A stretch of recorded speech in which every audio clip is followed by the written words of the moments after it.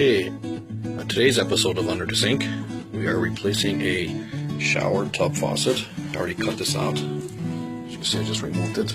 This is the old one. This is an old central. And we're going to put the new one in its place. This is the new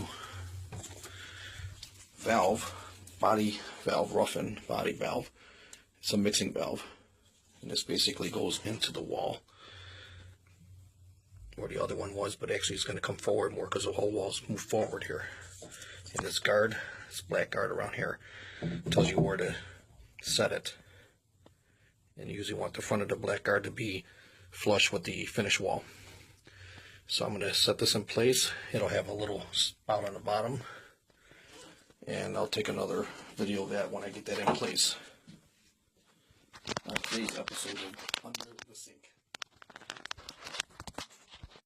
Okay, this is what I got done so far. I have the hot and the cold ready to go. I have the spout in place. I just have to hook up the shower head part of the pipe there. And then I can solder this all together and it'll be done.